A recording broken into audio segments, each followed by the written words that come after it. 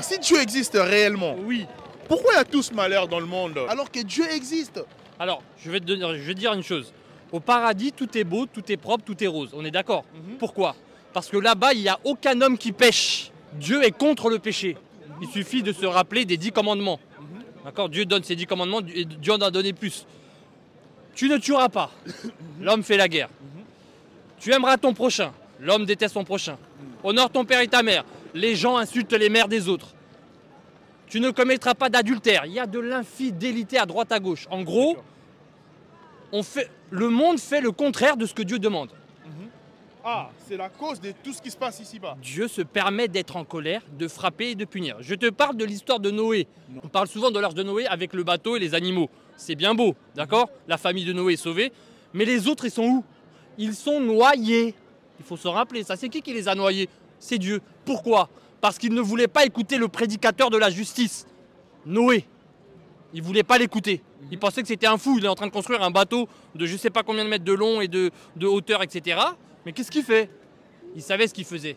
Il savait très bien ce qu'il faisait. Il a entendu une voix, c'était pas n'importe quelle voix. Donc si je comprends bien, en conclusion, le malheur qui nous arrive dans le monde, c'est à cause de nous-mêmes les humains. Alors, c'est à cause de nous-mêmes, de nos péchés, à cause du mal qu'on fait soit aux autres, soit à soi-même. Celui qui fume, il se fait du mal à soi-même. D'accord? Ouais. Celui qui trompe sa femme, il fait du mal à soi-même et à sa femme. Mais voilà. Mais que dirait-il d'une personne qui marche dans la sainteté, Oui. mais il se retrouve dans une situation de guerre et il meurt, alors que cette personne craignait Dieu, marchait dans le droit chemin? Oui. Voilà. Alors en fait, la mort n'intervient pas si Dieu ne veut pas qu'elle intervienne. Dieu est le maître, il tient ma vie entre ses mains. Il sait à quel moment je dois mourir. Je te donne un exemple. Jésus, à plusieurs reprises, on voulait le frapper, on voulait le tuer, on voulait le mettre à mort.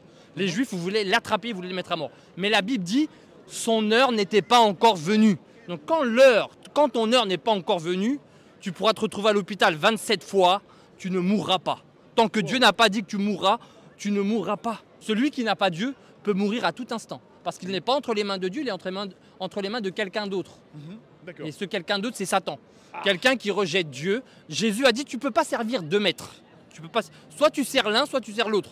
Donc tu rejettes Dieu, alors involontairement ou inconsciemment, bah, tu sers un autre Dieu.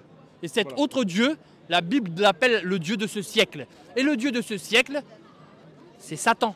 Qui s'est d'ailleurs rebellé contre Dieu. Quand c'est une personne qui craint Dieu, oh, c'est la volonté des dieux. Mais quand la personne est un païen et il meurt, oh non, c'est un pécheur, il n'a pas respecté les principes de Dieu.